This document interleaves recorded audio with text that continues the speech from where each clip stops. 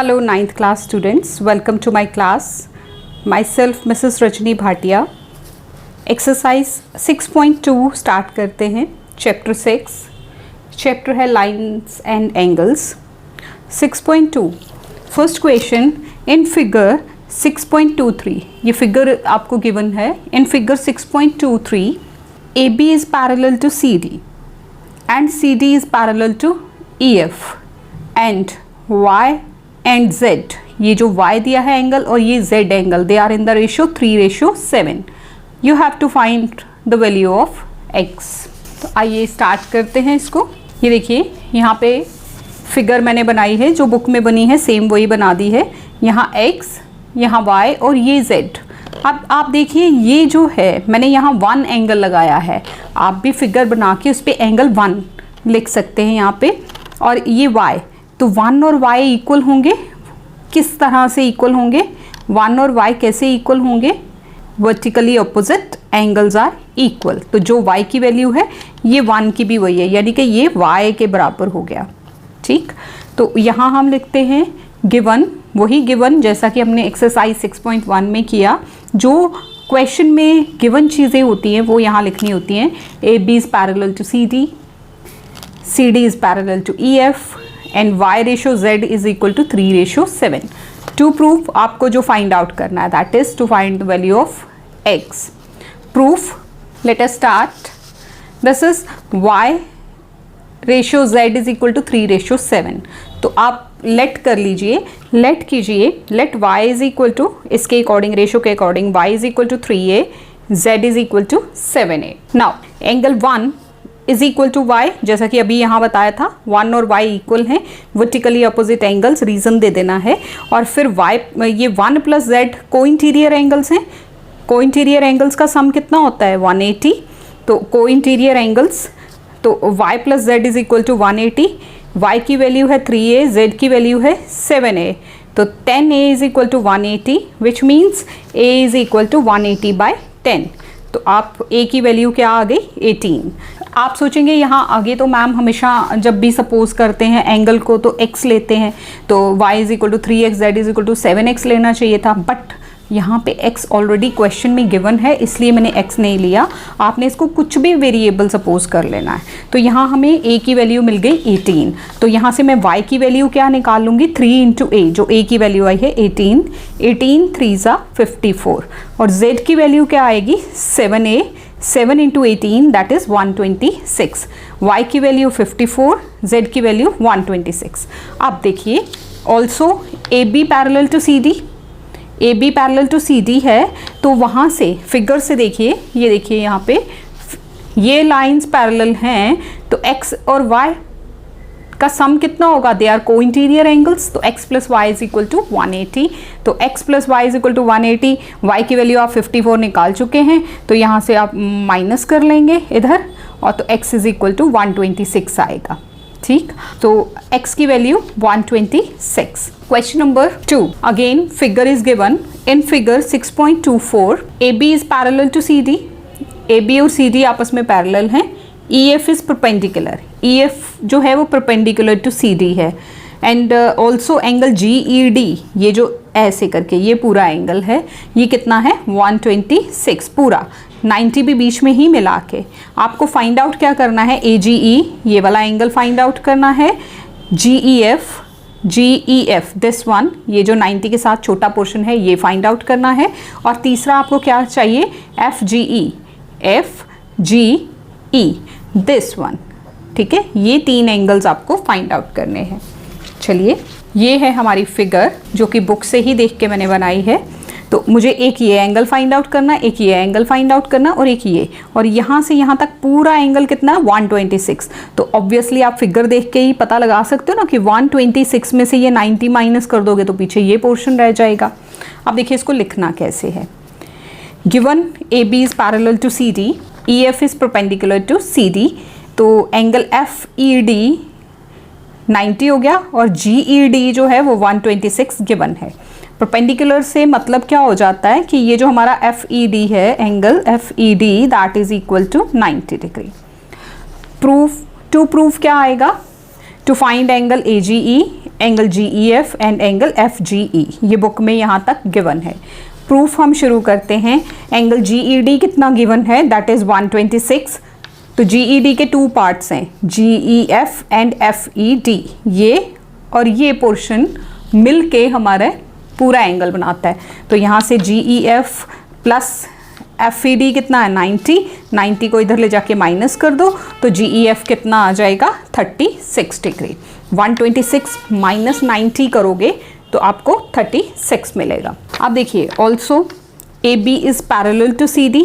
AB parallel to CD है तो AGE किसके बराबर होगा, ये वाला एंगल इस सारे एंगल के बराबर होगा। GED के कौन से एंगल्स, ऑल्टरनेट इंटीरियर एंगल्स। तो जितना दिस GED है उतना ही AGE होगा। तो AGE कितना आ जाएगा 126। अब तीसरा एंगल हमें ये फाइंड आउट करना है यहाँ से, FGE। FGE कैसे होगा, ये और ये क्या देते हैं हमें, लीनियर पेयर। तो 180 में से ये वाला पोर्शन माइनस कर दीजिए। AGE plus FGE is equal to 180, linear pair है ये। तो 126 plus FGE is equal to 180। तो FGE किसके इक्वल आ जाएगा, this is equal to 180 minus 126, this is 54 degrees.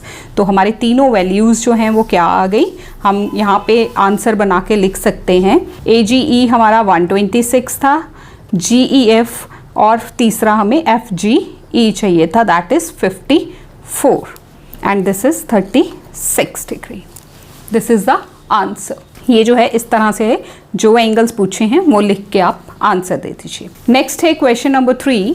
Look at question number 3। In the figure 6.25 if PQ is parallel to ST। ST और PQ parallel हैं, इनको confuse नहीं करना। देखिए ST ऊपर बना है, PQ नीचे बना है, तो ये इस तरह से पैरेलल हैं lines. Angle PQR is equal to 110, angle RST is equal to 130। You have to find angle QRS, this one, ये आपको फाइंड आउट करना है। चलिए हियर इट इज। इसमें ना एक कंस्ट्रक्शन रहेगी, इस तरह से आप एक लाइन R के through parallel to ST and parallel to PQ आप निकाल लेंगे, ठीक। RM, RL, anything you can take. तो given PQ is parallel to ST और ये गिवन है कि ये वाला एंगल 110 है और ये 130 है, तो वो हमने लिख दिया। टू प्रूव आपको QRS फाइंड आउट करना है। कंस्ट्रक्शन है इसमें, हमने ड्रॉ की एक line RM parallel to ST and PQ। ST के पैरेलल हुई तो ऑटोमेटिकली PQ के भी पैरेलल हो गई। PQ is parallel to ST, ST is parallel to RM। It means हमारी जो PQ है वो RM के भी पैरेलल है। तो ST is parallel to RM। ST line जो है RM के पैरेलल है, ये ST हमने ड्रॉ की है। तो यहाँ देखिए 130 plus angle this 1 is equal to 180। Co-interior angles, ये दो लाइंस पैरेलल हैं तो को इंटीरियर एंगल्स हो गई है। को इंटीरियर एंगल्स आर 180। तो यहाँ से हमें TSR 130, एंगल 1 180, तो 1 की वैल्यू क्या आ जाएगी 50। अब देखिए 1 हमारे पास आ गया है 50। यहाँ से आप देखो इस 2 की ज़रूरत नहीं है। PQ is parallel to RM, तो ये वाला एंगल और ये यहाँ से 1 और ये जो QRS हमें फाइंड आउट करना है, ये सारा ये ऑल्टरनेट एंगल से इक्वल होंगे। हम लिखेंगे PQ is parallel to RM, तो angle PQR is equal to QRM, alternate interior angles. अब QRM के 2 पार्ट्स हैं, QRS एंड एंगल 1। तो 110 is equal to QRS plus angle 1।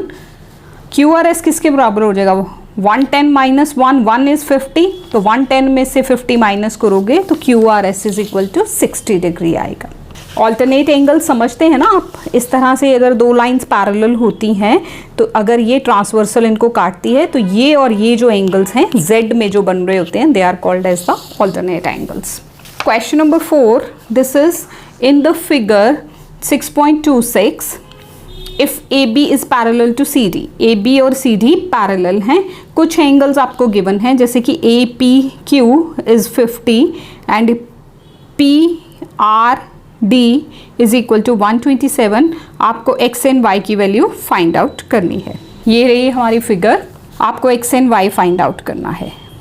Given जो चीज़ें गिवन हैं बुक में लिखी हैं, क्वेश्चन में वो आपने लिख देनी है। AB is parallel to CD given है and APQ is equal to 50 given है, PRD is equal to 127। 7 given है। To prove to find the value of x and y। Proof AB is parallel to CD। AB जो है वो CD के parallel है। तो देखिए ये दो लाइंस पैरेलल, ये ट्रांसवर्सल हो गई, तो 50 इज इक्वल टू x हो गया। ऑल्टरनेट एंगल्स, तो यहाँ से हम इनके नाम लिख लेते हैं। APQ is equal to PQR। तो PQR की वैल्यू x है, APQ की वैल्यू 50 है, तो x इज इक्वल टू 50 आ जाएगा। ऑल्सो यहाँ से देखिए ये लाइन अगेन पैरेलल है, अब ये ट्रांसवर्सल हो गई, तो ये दोनों प्लस करके 50 plus y is equal to 127, 50 plus y is equal to 127, alternate angles are equal. तो यहाँ से y जो आएगा 127 में से आप 50 माइनस कर देंगे, दिस इज 77। तो x is equal to 50, y is equal to 77, this is the answer. Question number 5। वैसे स्टूडेंट्स ये क्वेश्चन नंबर 5 जो है ये एक एक्टिविटी टाइप क्वेश्चन है, ये कभी एग्जाम में नहीं आता, बट कई स्कूल्स में तो इसको कट करवा दिया हुआ है। आप पता नहीं आपके स्कूल में इसको रखते हैं कि काटते हैं, तो हम इसको कर देते हैं, आप देख लीजिएगा अपने according. In the figure PQ and RS are two mirrors. ये दो मिरर्स हैं, समझ लो ये दो पैरेलल लाइंस हैं, इनको सामने सामने रखा है। एन इंसिडेंट रे, अब साइंस में आपने पढ़ा है इंसिडेंट रे क्या होती है, रिफ्लेक्टेड रे क्या होती है, और इनके नॉर्मल्स क्या होते हैं, इंसिडेंट का एंगल क्या होता है, रिफ्लेक्शन का एंगल क्या होता है, तो वही यहाँ यूज़ होगा। इसीलिए इस क्वेश्चन को एक्टिविटी रख के आउट ऑफ एग्जामिनेशन रखा हुआ है, तो आप बस इसको अच्छे से समझ लीजिए। फिर भी AB एक लाइन है जो PQ मिरर को स्ट्राइक कर रही है, फिर यहाँ से ये रिफ्लेक्ट होके दूसरे मिरर RS पे जाती है, फिर यहाँ से CD जो है रिफ्लेक्ट होती है, तो ये इंसिडेंट रे, ये इसके लिए होगी इंसिडेंट रे और ये होगी रिफ्लेक्टेड रे। आपको प्रूव करना है कि ये जो AB है ये CD के पैरेलल है। ठीक है, स्टार्ट करें। ये देखिए फिगर आपके लिए ड्रॉ किया है। PQ एक मिरर हो गया जो कि RS के सामने रखा हुआ है, ये AB एक रे, BC और CD। आपको प्रूव करना है कि AB is parallel to CD। AB और CD कब पैरेलल होंगे, जब हम ऑल्टरनेट एंगल्स को इक्वल प्रूव कर देंगे, यानी कि ABC को BCD एंगल के इक्वल बोल देंगे, तो रेज जो हैं वो पैरेलल हो जाएंगी, क्योंकि जब पैरेलल रेज होती हैं तो ऑल्टरनेट एंगल्स इक्वल होते हैं, और अगर ऑल्टरनेट एंगल्स इक्वल हो जाएंगे तो रेज जो हैं वो पैरेलल हो जाएंगी। प्रूफ, इसमें कंस्ट्रक्शन है एक, इसमें गिवन टू प्रूव नहीं आएगा, सीधे कंस्ट्रक्शन है। आप यहाँ से एक 90 डिग्री नॉर्मल ड्रॉ करेंगे। BE is perpendicular to PQ and CF is perpendicular to RS. Now we know PQ is parallel to RS, it is given. So BE is parallel to CF. Reason क्या है कि perpendiculars drawn to the parallel lines are parallel to each other. दो अगर lines perpendicular हैं और वो दो parallel lines के perpendicular अगर हम draw करते हैं तो वो जो perpendicular होते हैं वो भी आपस में parallel होते हैं। ऑल्सो हमें साइंस में ये भी पता है फिजिक्स में कि angle of incidence is equal to angle of reflection, यानी कि अब इसके देखिए हमने ये बोला था कि ये पैरेलल हैं, ये जो है ये और ये पैरेलल हैं, तो उस हिसाब से angle 1 is equal to angle 2 हो गया, angle 3 is equal to angle 4 हो गया। But BE is parallel to CF, तो उस हिसाब से 2 और 3 भी इक्वल हो गए। अब यहाँ आप ऐड कीजिए इनको, 1 + 2 इज इक्वल टू 3 + 4, तो 1 + 2 करके क्या आ जाएगा, 1 + 2 एंगल करोगे तो ABC हो गया, 3 + 4 करोगे तो BCD हो गया। Angle ABC is equal to angle BCD। But ये कौन से एंगल्स हैं, but these are alternate angles. Since alternate angles are equal so lines are parallel, तो सो हम सीधे बोल सकते हैं कि AB is parallel to CD। So ये हमने प्रूव कर दिया, हैंस प्रूव्ड। मैं अगेन आपको बता रही हूँ कि ये question examination point of view से नहीं है, this is just an activity. So this is all about exercise 6.2. Thank you so much for watching this video. Thanks a lot.